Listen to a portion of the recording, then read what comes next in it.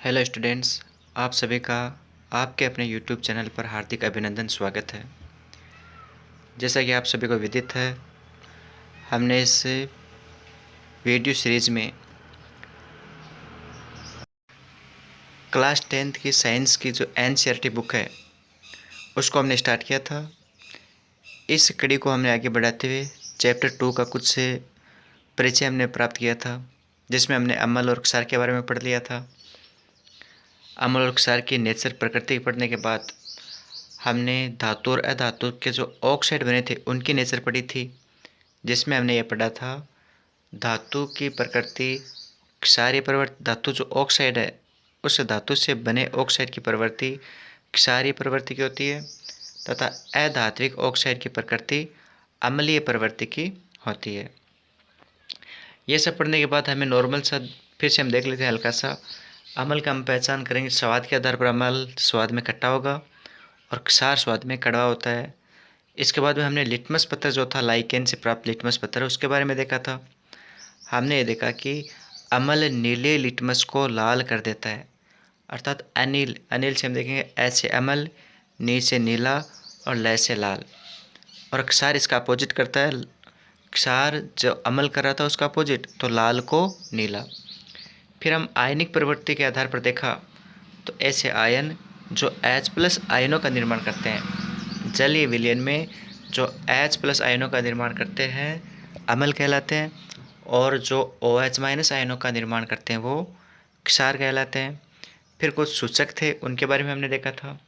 जो प्राकृतिक सूचक है उसमें हम साबुन का उदाहरण काम में लेते हैं, जिसमें देखो साबुन का एक एग्जाम्पल दे रखा होता है, सॉरी वो हल्दी का, साबुन का नहीं हल्दी का।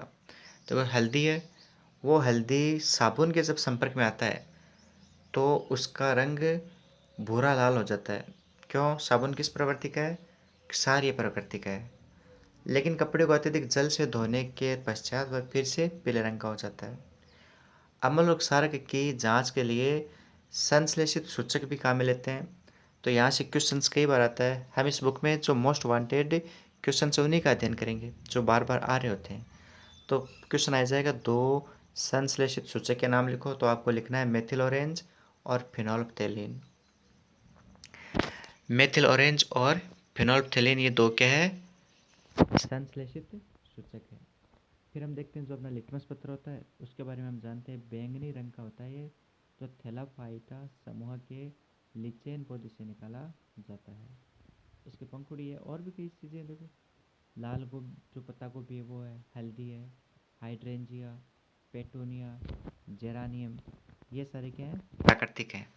देखो लाल पत्ता गोभी, हल्दी, हाइड्रेंजिया, पेटूनिया, जेरानियम, ये सारे प्राकृतिक है। और संश्लेषित का पूछा जाता है ज़्यादातर। तो मेथिल ऑरेंज और फिनोल्फ्थेलीन ये कैसे हैं? संश्लेषित हैं। फिर इनके रासायनिक गुणधर्म समझने के लिए हम प्रयोगशाला में अम्ल और क्षारक का अध्ययन करते हैं। देखो प्रयोगशाला में हम देखेंगे तो अम्ल और जो क्षार है उनकी हम देखेंगे अभिक्रिया धातुओं से। तो देखो मोस्ट वांटेड क्वेश्चन, बहुत बार पूछा हुआ क्वेश्चन है, आप सभी को ज्ञात भी होगा। यह है दानेदार जिंक से हाइड्रोजन गैस बनाने की विधि। देखो इसमें हमारे पास आता है कि धातु जो है यह धातु अम्ल के साथ अभिक्रिया करती है। धातु अम्ल के साथ अभिक्रिया करके क्या बनाएगी? लवण प्लस हाइड्रोजन गैस बनाती है। ये हमें याद रखना है, छोटे क्वेश्चंस में भी कई बार आया हुआ है। धातु अम्ल के साथ अभिक्रिया करके कौन सी गैस बनाती है? हाइड्रोजन गैस बनाती है। अब ये क्या प्रोसेस है इसकी पूरी चित्र सहित हम देखने वाले हैं। कई बार ये चित्र भी पूछा गया एग्जाम में। तो देखो सबसे पहले हम क्या लेंगे? दानेदार जिंक लेंगे।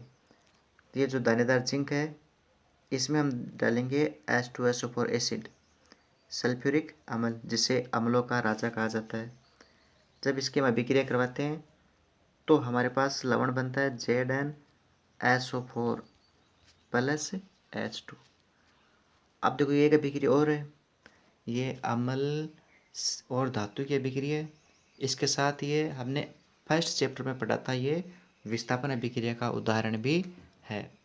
अब यहाँ पर जो हाइड्रोजन गैस बनी है इस हाइड्रोजन गैस के लिए टेस्ट करेंगे जो गैस बनी हुई है उसके सामने हम मोमबत्ती की ज्वाला लेके जाते हैं तो ये फटफट की ध्वनि के साथ जलती है। तो यहाँ से देखो क्वेश्चन ऐसे भी आ जाता है, किसी प्रोसेस में गैस बनी है और उसके सामने ज्वाला लेकर जाने पर फटफट की ध्वनि निकलती है, तो वो कौन सी गैस हो सकती है? आपको ऑप्शन में दे दिए जाएंगे, हाइड्रोजन, ऑक्सीजन, नाइट्रोजन, क्लोरीन से। तो आपको ध्यान रखना है वो गैस कौन सी होगी, हाइड्रोजन। तो ये आपको डायग्राम देखना है, देखो हल्का सा डायग्राम दे रखा है सभी के सामने। ये स्टैंड है, ये टेस्ट ट्यूब है। इस टेस्ट ट्यूब में हमने जिंक के टुकड़े डाले हुए हैं और इसमें H2SO4 तनु सल्फ्यूरिक अम्ल हमने मिलाया दीवार के सारे। यहाँ से जो गैस बन रही है प्रवाह नली के थ्रू हम जो साबुन का विलयन है उसमें प्रवाहित किया। यहाँ से जो साबुन का जो विलयन है इसमें हाइड्रोजन से भरे हुए साबुन के बुलबुले निकल रहे हैं। इन बुलबुलों के सामने हम मोमबत्ती लेके जाते हैं तो ये फटफट की ध्वनि के साथ दहन हो रहा है, जिससे हमें ये पता चलता है ये हाइड्रोजन गैस बनी हुई है। इसके बाद में हमने देख ही लिया जिस प्रकार से अम्ल की क्षार से अभिक्रिया धातु से अभिक्रिया हुई है, सेम उसी प्रकार क्षार भी धातु से अभिक्रिया करेगा। तो हमें याद रखना है क्षार जो है वो धातु के साथ अभिक्रिया करेगा। क्षार प्लस धातु क्या बनेगा, लवण बन जाएगा और हाइड्रोजन गैस बन जाएगी। ये भी हमें ध्यान रखना है, क्षार भी धातु के साथ रिएक्शन करके कौन सी गैस प्रोड्यूस करता है, हाइड्रोजन गैस प्रोड्यूस करता है। इसकी देखो अभिक्रिया दे रखी है, हमें ध्यान रखना होता है। हम लेते हैं धातु Zn और क्षार लेते हैं NaOH। तो हमारे पास क्या बन जाएगा, Na2ZnO2 सोडियम जिंकेट। देखो ये बहुत बड़ा क्वेश्चन है आपको। ये जो NCERT बेस हम सीरीज चला रहे हैं ये केवल 10th क्लास के बच्चों के लिए यूजफुल नहीं है। अभी जस्ट आपने जो राजस्थान में टीचिंग जो भर्ती हुई थी उसमें एक क्वेश्चन आया हुआ है सोडियम जिंकेट वाला, सीधा इसे दे रखा था 2NaOH प्लस Zn। इसके जब रिएक्शन करवाएंगे तो प्रोडक्ट में क्या बनने वाला है, सोडियम जिंकेट का फॉर्मूला पूछा गया कई बार। तो यहाँ से तो जो बारीक चीज़ें हैं हम उनको अवॉइड करते जाते हैं तो हमें आगे जाकर दिक्कत आती है। इसलिए हमें अपने अध्ययन को जो छोटी छोटी बारीकी है उनको भी इन्वॉल्व करने होते हैं अपनी स्टडी में।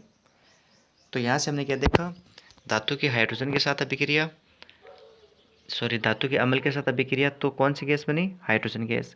इसी प्रकार से हमने देखी धातु की क्षार के साथ अभिक्रिया तो भी कौन सी गैस बनी है, हाइड्रोजन गैस। फिर प्रॉपर्टी को आगे बढ़ाते हैं तो हम देखेंगे धातु कार्बोनेट और धातु हाइड्रोजन कार्बोनेट अम्ल के साथ कैसे अभिक्रिया करते हैं। तो देखो सबसे पहले हम देख लेते हैं, कोई भी धातु लेते हैं सोडियम, पहले हम कार्बोनेट बनाते हैं। ये हो गई हमारे पास धातु सोडियम। और कार्बोनेट क्या होता है, कार्बोनेट हमें पता होता है CO3-2 होता है, यही होता है। अब हम बनाएंगे धातु कार्बोनेट, तो हम सबसे पहले सोडियम कार्बोनेट बना लें। जब हम सोडियम कार्बोनेट बनाएंगे तो देखो हम ये लिखेंगे Na, और Na पर हमें बताया है प्लस का 1, और कार्बोनेट जो होता है वो होगा CO3-2। तो धातु कार्बोनेट हम बनाएंगे, सोडियम कार्बोनेट ले लेते हैं Na2CO3, ये हमारे पास धातु कार्बोनेट का फॉर्मूला हो जाएगा। इसी तरह से कोई आप और धातु लो, जिससे मान लो कि आप जिंक लेना चाहते हो, और जिंक हमें बताया प्लस की 2 ऑक्सीडेशन नंबर रखता है और कार्बोनेट होता है ये वाला। तो यहाँ से हमारा फॉर्मूला क्या बन जाएगा, ZnCO3, ये हो जाएगा जिंक कार्बोनेट। ऊपर वो क्या आ गया, Na2CO3 सोडियम कार्बोनेट।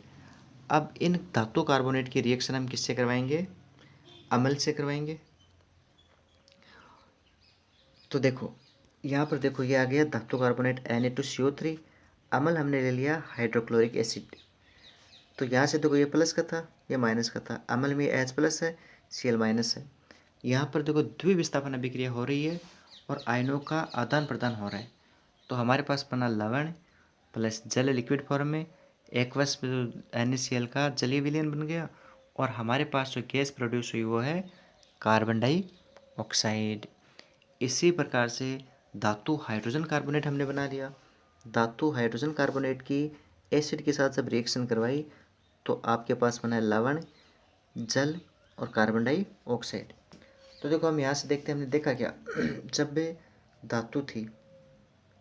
इस धातु की एसिड और बेस के साथ जब रिएक्शन हुई तो कौन सी गैस बनती है? हाइड्रोजन गैस बनती है। ठीक है। और जब इस धातु की कार्बोनेट के साथ रिएक्शन हुई तब कौन सी गैस बनी? Carbon dioxide. बस ये ध्यान रखना है।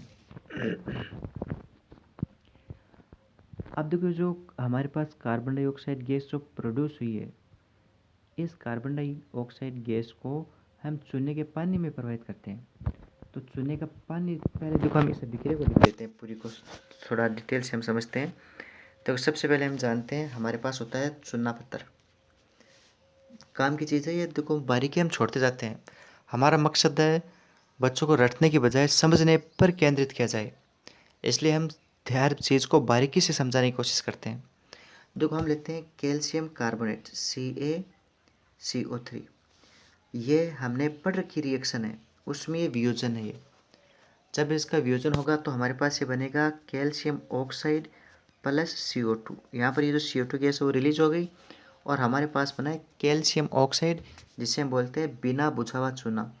क्या बोलेंगे? बिना बुझा हुआ चूना। अब देखो ये जो बिना बुझा हुआ चूना है, ये जो होता है जो हम सफ़ेदी करने के लिए जो लेके आते हैं ना, जो पैकेट बंद आता है वो, और इसको हम लाकर किस में डालते हैं? पानी में डालते हैं। जब इसको बिना बुझे हुए चूने को जल में मिलाया जाता है तो हमारे पास क्या बनेगा? बुझा हुआ चूना CaOH का होल ट्वाइस प्लस हीट निकलती है, उष्मा। तो यहाँ से हमें ये पता चल गया उष्मा निकल रही है। तो बताओ कौन सी अभिक्रिया का उदाहरण है? उष्माशोषी या उष्माक्षेपी? ये उष्माक्षेपी का उदाहरण भी हो गया। हमारे पास क्या बन गया? बुझा हुआ चूना CaOH का होल ट्वाइस। अब देखो जो CaOH का होल ट्वाइस है, इस CaOH का होल ट्वाइस में हम जो पीछे जो हमारे पास कार्बन डाइऑक्साइड गैस बनी थी, उस कार्बन डाइऑक्साइड गैस को वापस क्या कर रहे हैं? इसमें प्रवाहित कर रहे हैं। देखो ये आपका चूने का पानी आ गया, फिर हम इसमें कार्बन डाइऑक्साइड गैस प्रवाहित कर रहे हैं, तो हमारे पास वापस से वो श्वेत अवक्षेप कैल्शियम कार्बोनेट बन जाता है, जिसकी वजह से दीवारों पर सफ़ेदी आती है। आपने देखा होगा दीवारों पर सफ़ेदी करने के कुछ समय बाद वो चमक आती है, वहाँ पर देखो यही रिएक्शन होती है। और ये H2O। देखो अत्यधिक मात्रा में कार्बन डाइऑक्साइड गैस जब हम प्रवाहित करेंगे तो फिर देखो अभिक्रिया कौन सी हो जाएगी? ये कैल्शियम कार्बोनेट आ गया ना। अब और हम यदि ये H2O और ये हम CO2 और प्रवाहित कर रहे हैं तो ये बन जाएगा CaHCO3 का होल ट्वाइस, और जो कि क्या होता है? जल में विलयशील होता है। कैल्शियम हाइड्रोजन कार्बोनेट बन रहा है हमारे पास, जो कि क्या होगा? जल में विलयशील होगा। आपको पता है चूना पत्थर, इसको खड़िया पत्थर भी बोलते हैं। मार्बल जो संगमरमर है, इसे कैल्शियम कार्बोनेट भी बोलते हैं। एग्जाम में बहुत बार आया हुआ है। संगमरमर का सूत्र क्या है? तो यही सभी का सूत्र यही है, CaCO3। फिर देखो हमने अभिक्रिया जो देखी थी उसको हम थोड़ा सा लिख लेते हैं इसे। इसमें देखो शॉर्ट में दे रखा है धातु कार्बोनेट ले लो या धातु हाइड्रोजन कार्बोनेट ले लो। इनकी अभिक्रिया जब अम्ल से करवाते हैं तो लवण प्लस कार्बन डाइऑक्साइड प्लस जल का निर्माण होता है, ये हमें याद रखना है। फिर देखो हम क्या कर रहे हैं? अम्ल और क्षार के आपस में अभिक्रिया करवा रहे हैं, तो इसे हम जानते हैं स्टैंडर्ड रूप में उदासीनीकरण अभिक्रिया। पहले हम इसकी परिभाषा देखते हैं। ऐसी अभिक्रिया जिसमें अम्ल और क्षार आपस में अभिक्रिया करके उदासीन प्रवृत्ति का लवण और जल का निर्माण करते हैं, कौन सी अभिक्रिया कहलाती है? उदासीनीकरण अभिक्रिया कहलाती है। देखो अम्ल के रूप में हम क्षार में हम लेते हैं सोडियम हाइड्रोक्साइड NaOH प्लस, अम्ल में हमने ले लिया HCl। जब इनकी रिएक्शन करवाई तो बना NaCl प्लस H2O। देखो यहाँ पर Na प्लस का है, OH माइनस का है, इसमें H प्लस का है, OH माइनस का है, तो प्लस वाला माइनस के साथ यहाँ से NaCl और ये OH और H मिलकर क्या बना लिया? जल। दिस रिएक्शन, जो ये रिएक्शन है इसको हम क्या बोलेंगे? उदासीनीकरण अभिक्रिया।